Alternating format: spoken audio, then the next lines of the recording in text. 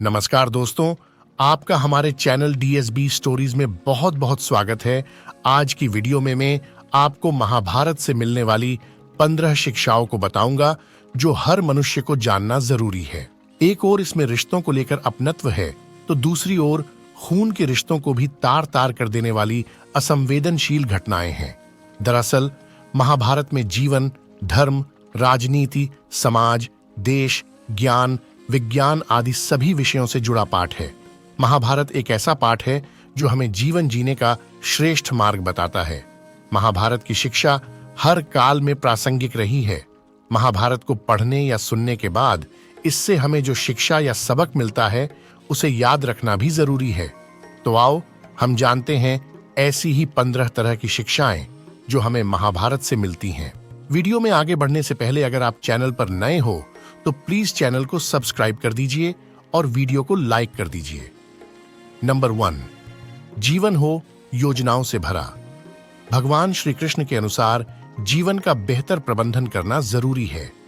जीवन के किसी भी क्षेत्र में बेहतर रणनीति आपके जीवन को सफल बना सकती है, और यदि कोई योजना या रणनीति नहीं है तो समझो जीवन एक अराजक भविष्य में चला जाएगा जिसके सफल होने की कोई गारंटी नहीं।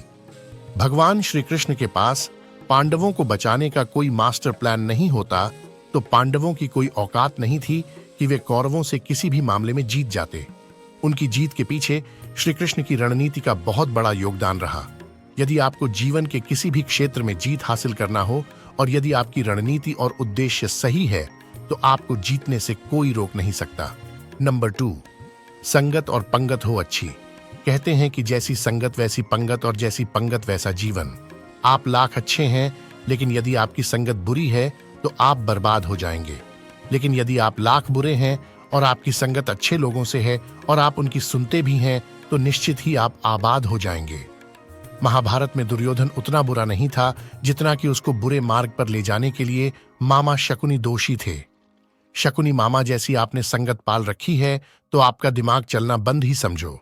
जीवन में नकारात्मक लोगों की संगति में रहने से आपके मन और मस्तिष्क पर नकारात्मक विचारों का ही प्रभाव बलवान रहेगा। ऐसे में सकारात्मक या अच्छे भविष्य की कामना व्यर्थ है। नंबर 3, थोथा चना बाजे घना। मालवा में एक कहावत है कि थोथा चना बाजे घना, अर्थात जो अधूरे ज्ञान हासिल किए हुए लोग रहते हैं वे बहुत वाचाल होते हैं, हर बात में अपनी टांग अड़ाते हैं और हर विषय पर अपना ज्ञान बांटने लगते हैं। लेकिन कभी कभी यह अधूरा ज्ञान भारी भी पड़ जाता है। पहली बात तो यह कि इससे समाज में भ्रम की स्थिति निर्मित होती है, और दूसरी बात यह कि ऐसा व्यक्ति जिंदगी भर कंफ्यूज ही रहता है। कहते हैं कि अधूरा ज्ञान सबसे खतरनाक होता है। इस बात का उदाहरण है अभिमन्यु। अभिमन्यु बहुत ही वीर और बहादुर योद्धा था, लेकिन उसकी मृत्यु जिस परिस्थिति में हुई उसके बारे में सभी जानते हैं। मुसीबत के समय यह अधूरा ज्ञान किसी भी काम का नहीं रहता है। आप अपने ज्ञान में पारंगत बने। किसी एक विषय में तो दक्षता हासिल होना ही चाहिए। नंबर 4, दोस्त और दुश्मन की पहचान करना सीखें। महाभारत में कौन किसका दोस्त और कौन किसका दुश्मन था यह कहना बहुत ज्यादा मुश्किल तो नहीं, लेकिन ऐसे कई मित्र थे जिन्होंने अपनी ही सेना के साथ विश्वासघात किया। ऐसे भी कई लोग थे जो ऐन वक्त पर पाला बदलकर कौरवों या पांडवों के साथ चले गए। शल्य और युयुत्सु इसके उदाहरण हैं। इसीलिए कहते हैं कि कई बार दोस्त के भेष में दुश्मन हमारे साथ आ जाते हैं और हमसे कई तरह के राज लेते रहते हैं। कुछ ऐसे भी दोस्त होते हैं जो दोनों तरफ होते हैं। ऐसे दोस्तों पर भी कतई भरोसा नहीं किया जा सकता, इसलिए किसी पर भी आंख मूंद कर विश्वास नहीं करना चाहिए।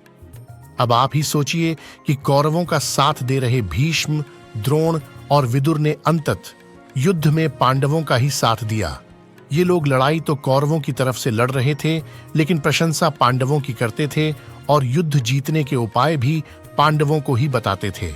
नंबर 5, हथियार से ज्यादा घातक बोल वचन। ये बात तो सभी जानते होंगे कि किसी के द्वारा दिया गया बयान परिवार, समाज, राष्ट्र या धर्म को नुकसान पहुंचा सकता है। हमारे नेता, अभिनेता और तमाम तरह के सिंहासन पर विराजमान तथा कथित लोगों ने इस देश को अपने बोल वचन से बहुत ज्यादा नुकसान पहुंचाया है। महाभारत का युद्ध नहीं होता यदि कुछ लोग अपने वचनों पर संयम रख लेते। आपने द्रौपदी का नाम तो सुना ही है। इंद्रप्रस्थ में एक बार जब महल के अंदर दुर्योधन एक जल से भरे कुंड को फर्शी समझकर उसमें गिर पड़े थे, तो ऊपर से हंसते हुए द्रौपदी ने कहा था, अंधे का पुत्र भी अंधा। बस यही बात दुर्योधन को चुभ गई थी, जिसका परिणाम द्रौपदी चीरहरण के रूप में हुआ था। शिशुपाल के बारे में भी आप जानते ही होंगे। भगवान कृष्ण ने उसके 10 अपमान भरे वाक्य माफ कर दिए थे।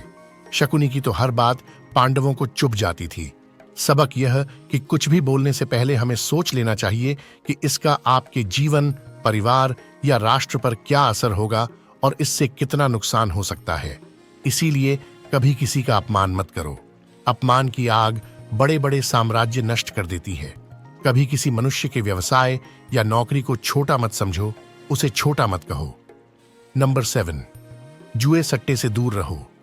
शकुनी ने पांडवों को फंसाने के लिए जुए का आयोजन किया था, जिसके चलते पांडवों ने अपना सब कुछ दांव पर लगा दिया था। अंत में उन्होंने द्रौपदी को भी दांव पर लगा दिया था। ये बात सभी जानते हैं कि फिर क्या हुआ। जुए, सट्टे, षड्यंत्र से हमेशा दूर रहो। ये चीजें मनुष्य का जीवन अंधकारमय बना देती हैं। किसी भी रूप में ये कार्य निंदनीय और वर्जित माने गए हैं। जुए या सट्टे के आजकल कई तरह के रूप प्रचलित हैं।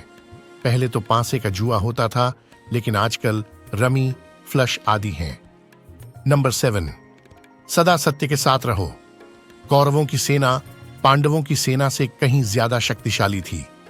एक से एक योद्धा और ज्ञानीजन कौरवों का साथ दे रहे थे। पांडवों की सेना में ऐसे वीर योद्धा नहीं थे। जब श्री कृष्ण ने दुर्योधन से कहा कि तुम मुझे या मेरी नारायणी सेना में से किसी एक को चुन लो, तो दुर्योधन ने श्री कृष्ण को छोड़कर उनकी सेना को चुना। अंत पांडवों का साथ देने के लिए श्री कृष्ण अकेले रह गए। कहते हैं कि विजय उसकी नहीं होती जहां लोग ज्यादा हैं, ज्यादा धनवान हैं या बढ़े पदाधिकारी हैं। विजय हमेशा उसकी होती है जहां ईश्वर है, और ईश्वर हमेशा वही है जहां सत्य है। इसलिए सत्य का साथ कभी न छोड़े। अंतत सत्य की ही जीत होती है। आप सत्य की राह पर हैं और कष्टों का सामना कर रहे हैं, लेकिन आपका कोई परिचित अनीति, अधर्म और खोटे कर्म करने के बावजूद संपन्न है, सुविधाओं से मालामाल है, तो उसे देखकर अपना मार्ग न छोड़े। आपकी आंखें सिर्फ वर्तमान को देख सकती हैं, भविष्य को नहीं। नंबर 8, लड़ाई से डरने वाले मिट जाते हैं। जिंदगी एक उत्सव है, संघर्ष नहीं।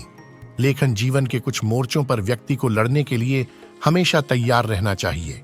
जो व्यक्ति लड़ना नहीं जानता, युद्ध उसी पर थोपा जाएगा या उसको सबसे पहले मारा जाएगा। महाभारत में पांडवों को यह बात श्री कृष्ण ने अच्छे से सिखाई थी। पांडव अपने बंधु बांधवों से लड़ना नहीं चाहते थे, लेकिन श्री कृष्ण ने समझाया कि जब किसी मसले का हल शांतिपूर्ण किसी भी तरीके से नहीं होता, तो फिर युद्ध ही एकमात्र विकल्प बच जाता है। कायर लोग युद्ध से पीछे हटते हैं, इसीलिए अपनी चीज को हासिल करने के लिए कई बार युद्ध करना पड़ता है। अपने अधिकारों के लिए कई बार लड़ना पड़ता है। जो व्यक्ति हमेशा लड़ाई के लिए तैयार रहता है, लड़ाई उस पर कभी भी थोपी नहीं जाती है। नंबर 9, खुद नहीं बदलोगे तो समाज तुम्हें बदल देगा। जीवन में हमेशा दानी, उदार और दयालु होने से काम नहीं चलता। महाभारत में जिस तरह से कर्ण की जिंदगी में उतार चढ़ाव आए, उससे यही सीख मिलती है कि इस क्रूर दुनिया में अपना अस्तित्व बनाए रखना कितना मुश्किल होता है। इसलिए समय के हिसाब से बदलना जरूरी होता है, लेकिन वह बदलाव ही उचित है जिसमें सभी का हित हो। कर्ण ने खुद को बदलकर अपने जीवन के लक्ष्य तो हासिल कर लिए, लेकिन वे फिर भी महान नहीं बन सके, क्योंकि उन्होंने अपनी शिक्षा का उपयोग समाज से बदला लेने की भावना से किया। बदले की भावना से किया गया कोई भी कार्य आपके समाज का हित नहीं कर सकता। नंबर 10, अच्छे दोस्तों की कद्र करो। ईमानदार और बिना शर्त समर्थन देने वाले दोस्त भी आपका जीवन बदल सकते हैं। पांडवों के पास भगवान श्री कृष्ण थे, तो कौरवों के पास महान योद्धा कर्ण थे। इन दोनों ने ही दोनों पक्षों को बिना शर्त अपना पूरा साथ और सहयोग दिया था। यदि कर्ण को छल से नहीं मारा जाता, तो कौरवों की जीत तय थी। पांडवों ने हमेशा श्री कृष्ण की बातों को ध्यान से सुना और उस पर अमल भी किया, लेकिन दुर्योधन ने कर्ण को सिर्फ एक योद्धा समझकर उसका पांडवों की सेना के खिलाफ इस्तेमाल किया। यदि दुर्योधन कर्ण की बात मानकर कर्ण को घटोत्कच को मारने के लिए दबाव नहीं डालता, तो जो अमोघ अस्त्र कर्ण के पास था उससे अर्जुन मारा जाता। अगर मित्रता करो तो उसे जरूर निभाओ, लेकिन मित्र होने का यह मतलब नहीं कि गलत काम में भी मित्र का साथ दो। अगर आपका मित्र कोई ऐसा कार्य करे जो नैतिक, संवैधानिक या किसी भी नजरिए से सही नहीं है, तो उसे गलत राह छोड़ने के लिए कहना चाहिए। जिस व्यक्ति को हितैषी, सच बोलने वाला, विपत्ति में साथ निभाने वाला, गलत कदम से रोकने वाला मित्र मिल जाता है, उसका जीवन सुखी है। जो उसकी नेक राय पर अमल करता है, उसका जीवन सफल होता है। नंबर 11, शिक्षा और योग्यता के लिए जुनूनी बनो। व्यक्ति के जीवन में उसके द्वारा हासिल की गई शिक्षा और उसकी कार्य योग्यता ही काम आती है। दोनों के प्रति एकलव्य जैसा जुनून होना चाहिए, तभी वह हासिल होती है। अगर आप अपने काम के प्रति जुनूनी हैं, तो कोई भी बाधा आपका रास्ता नहीं रोक सकती। एकलव्य इसका सबसे बड़ा उदाहरण है, जिन्होंने छिपकर वह सब कुछ सीखा जो गुरु द्रोणाचार्य अर्जुन को सिखाते थे। एकलव्य की लगन और मेहनत का ही नतीजा था जो वे अर्जुन से भी बेहतर धनुर्धर बन गए थे। नंबर 12, कर्मवान बनो। इंसान की जिंदगी जन्म और मौत के बीच की कड़ी भर है।